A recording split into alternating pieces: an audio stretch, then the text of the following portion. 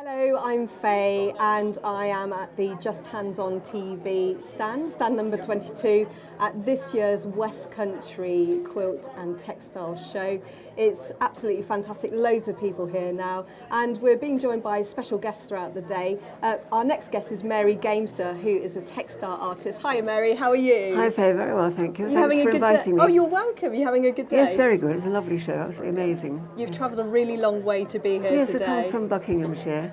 Fantastic. What do you think of the show? I think it's excellent. There's so much variety here. Wonderful quilts and obviously a lot of good traders. Brilliant. We want to talk about your work today, and thank you very much for bringing some samples.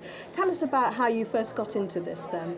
Well, I suppose I started stitching when I was a child, and then I went through school, hated it at school, absolutely hated it, and then went through college and began to enjoy it. I've always done this sort of thing.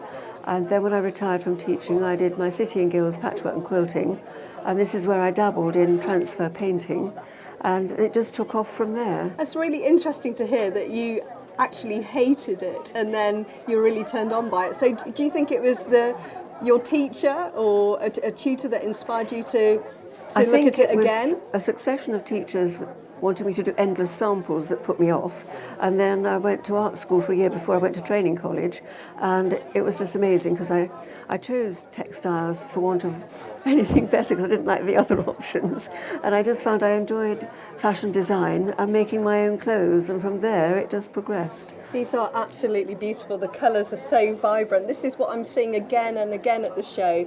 You know, people being really creative and exploring with different colours and textiles. So I'm a complete novice.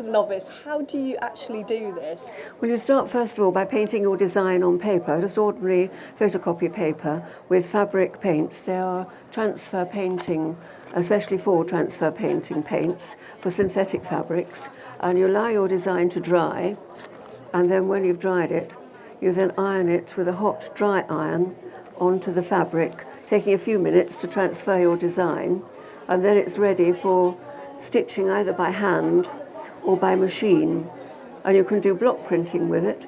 Everything has to be printed and painted on the paper first and then ironed onto the fabric ready for stitching. And some of these effects are beautiful. It's like a watercolour painting, It is isn't really, it? it works somewhat like that. It can be incredibly vibrant in your face, or you can soften it and get these lovely soft effects. And this is built up using a lot of different little wooden blocks to print it on the paper and then iron it on. And then I've got the elephant in his garden. Looking at your work, I don't know anything about you, Mary, but I would say, just looking at your work, you are a very well-travelled person. Is that correct? Yes, it is. Yes. So where have you been in the world? I've been to India several times, which has inspired a lot of my work. Also, I've been to Uzbekistan, Guatemala, and Peru, and I've just loved getting designs and ideas from these places. Your work is really bright and vibrant, and I was talking to a lady who was visiting today, and we were talking about the importance of projecting your personality on your work. How important is that for you? It's very important, I think. I don't think I realised at the beginning that I was doing that, but in more recent years people have said, I can always tell it's your piece of work whenever they see it. Huge so compliment. I must have a style that I hadn't really realised I'd developed even. So you've been doing this for quite a few years now, and now you teach other people, is that correct? Yes, I do. Yes, yeah. I run workshops and I teach them. I've also produced a DVD on inspired transfer paints, which has about 9 different techniques in it. And I, 3 years ago, brought out a book, The Transfer Painting, which again gives a lot of different techniques and ideas for the beginner right through to the experienced artist. And how many people are doing this? Is there a huge take-up for this art form?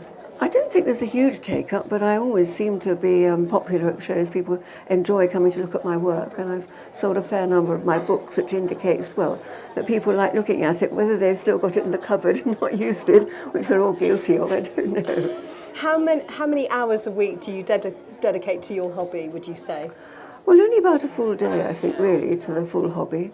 I really should spend more time, but I've got a lot of samples already. I build up a few each year, so I've got more every time I do a show.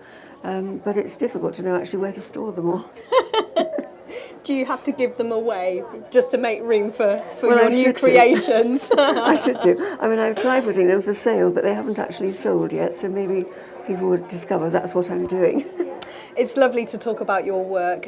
What have you seen today at the show that's really inspired you?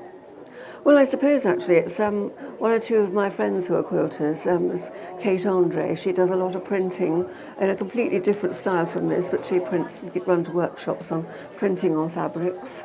So that has, I found that interesting. And a friend of mine that does most immaculate quilts. She's got various exhibits here as well. Is that important, to be immaculate, to be perfect? Well, I think it is to me, yes. So I've got a friend who said I couldn't do patchwork and quilting, it's too precise. And I love her work, but I couldn't do it because she has all sorts of frayed edges and exciting things that look wonderful, but I can't do that.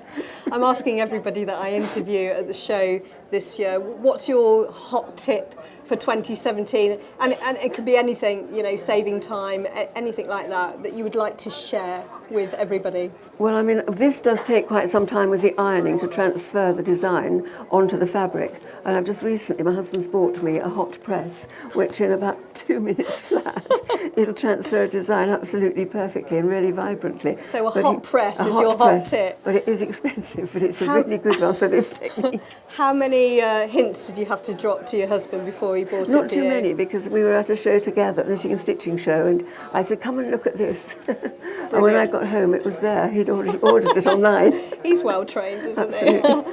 he? Mary, it's lovely to talk to you, lovely to meet you, and thank you very much for sharing your art with us. It's absolutely beautiful. Thank you. Thank you.